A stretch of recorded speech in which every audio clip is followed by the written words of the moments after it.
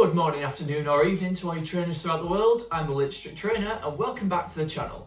Today we're going to be looking at how you can prep yourself and your teams for going up against the atrocious Pokemon Gyarados in its Mega form that's making its debut appearance to Pokemon Go during the Lunar New Year event on the 9th until the 20th of February, 10 AM local time.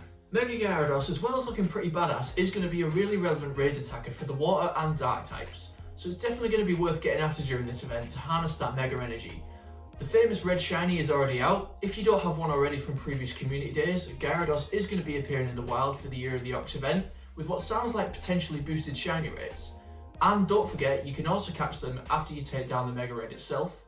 So to help you do that, we're going to break down the Mega Gyarados' stats, the weaknesses, the weather boost conditions, its movesets, and what Pokemon you're going to want to use to take it down as efficiently as possible to get the most Mega energy you can from the raid.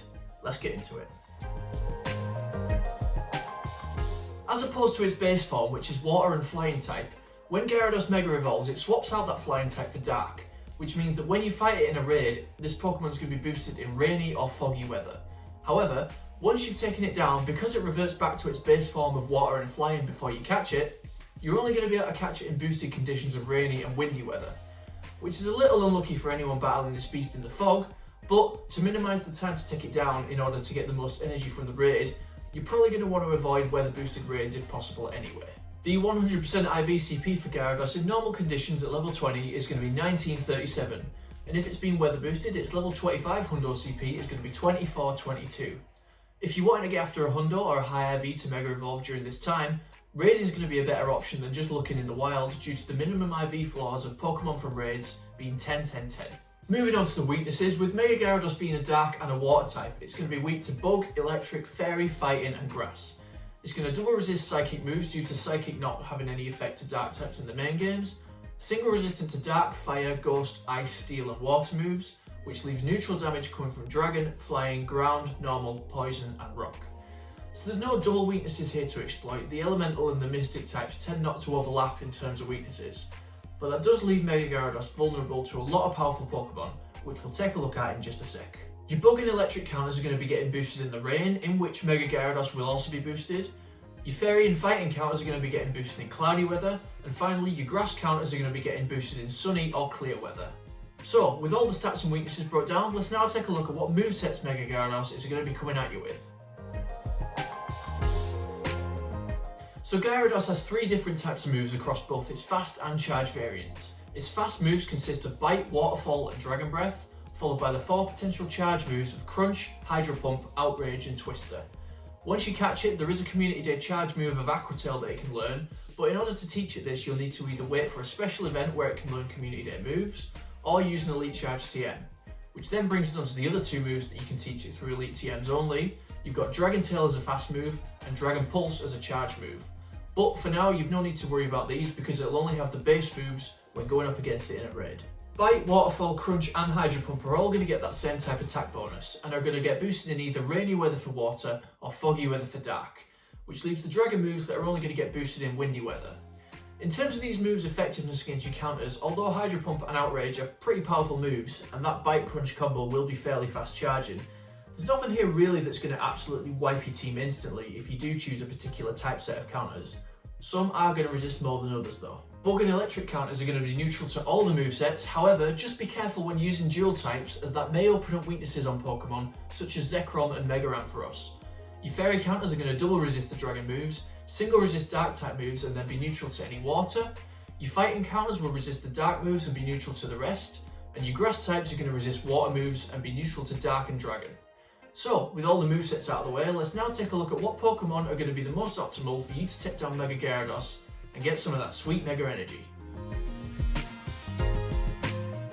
We're going to take a look at the Shadow counters first. Of the first 15 top counters in the game, 9 of them are actually going to be Shadows.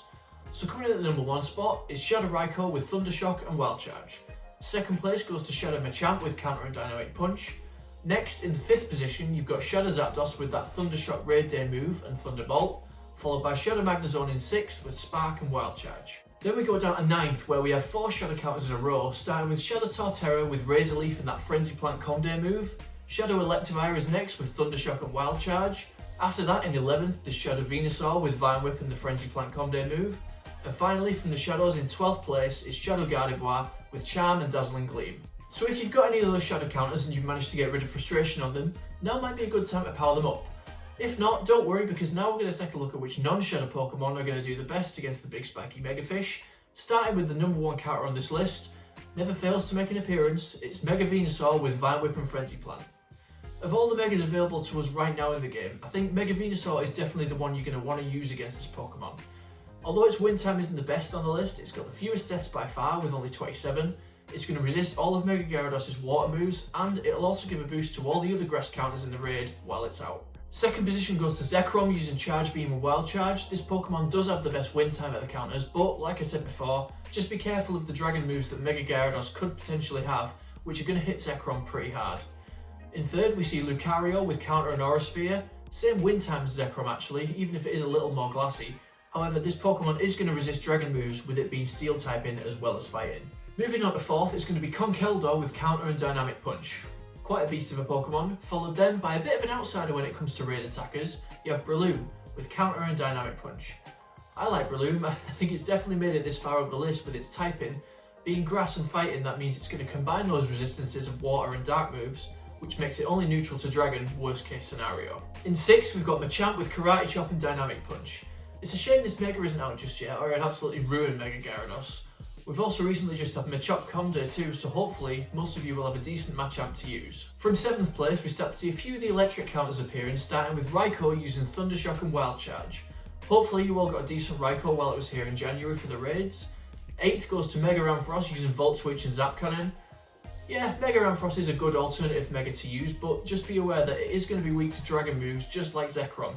So I'm going to recommend, if you can, to use Mega Venusaur for these raids and save your Mega Ramfrost energy for another time. In 9th place, we see Magnezone with Spark and Wild Charge. This Pokemon's also going to resist those dragon moves with it having that extra Steel typing too.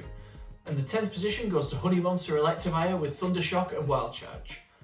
Moving down to position 11, we start to see some of the grass counters with Sceptile using Fury Cutter and Frenzy Plant, another Pokemon whose Mega would be a brilliant pick here if it was out now, followed then by Roserade with Razor Leaf and Grass Knot. We have just had Roselia Community Day in the last week, so this Pokemon could be a good budget pick for everyone if you're struggling for counters. And for the last 3 counters on this list, we've got Zapdos with the Thundershock Legacy move and Thunderbolt. Our first fairy counter comes in at number 14 with Gardevoir using Charm and Dazzling Gleam. Bit of a shame to see the fairy counters this far down the list, seeing as they're so resistant to Gyarados' moveset, but that'll all change hopefully when Xerneas arrives. And finally, the number 15 spot goes to Mega Beedrill with Bug Bite and X-Scissor. If you'd like to take a look at the rest of the counters on this list, I'll put them on screen so you can pause here, or if you'd like to take a look yourself, the link is down in the description. Once again, massive thanks to PokeBattler for calculating and producing these counter stats. So to wrap up this video, some key things to take away before going up against Mega Gyarados. It's going to be available for the first time in Pokemon Go on February the 9th at 10 AM local time, until the 20th at 10 AM local time when the Mega Rotation switches for the Kanto event. The 100% IV CPs for catching base form Gyarados from raids are going to be 1937 in normal conditions and 2422 if the weather's rainy or windy. You can take this Pokemon down with a minimum of 3 trainers with maxed out counters. However, because the amount of Mega Energy you're rewarded is dependent on how quickly you take it down, you want to be doing this raid with as many trainers as possible for that Mega Energy efficiency. To Mega Evolve your Gyarados, it's going to cost you 200 Mega Energy for the first time and subsequently 40 energy each time after that. The maximum amount of energy you can gain per Mega Raid is 90 with the minimum being 50. So obviously the quicker you take it down, the fewer raid passes you're going to need to use farming Mega Energy.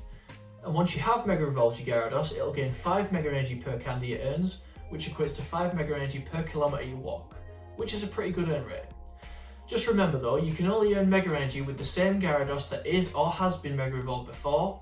On top of this, if you Mega Evolve one Gyarados and then you want to also Mega Evolve another, say your shiny version, each Pokemon is going to cost 200 energy for that initial time to Mega Evolve, but as I just said, with the quick earn rate of Mega Energy from walking, that shouldn't be too problematic to get. The shiny is available through raids and in the wild during the Lunar New Year event if you don't have one, and remember to check those pre-raid lobby recommendations so you can try and work out what moves Gyarados are going to be using to help you take it down more efficiently. So that is going to conclude this Mega Gyarados raid guide. Thank you all so much for watching. If you found this video helpful, a like would be very much appreciated, and let me know in the comments or over on my Twitter at LakesTrainer how quickly you managed to get your Gyarados evolved into its Mega form, if you got a shiny, and how much Mega Energy you're planning on farming. Make sure to follow me on Instagram and Twitter to stay up to date with all the latest Pokemon Go news and updates. If you'd like to see more videos like this, where I break down the stats, moves and counters for raids in Pokemon Go, get yourself subscribed to the channel, and I'll see you all in the next video.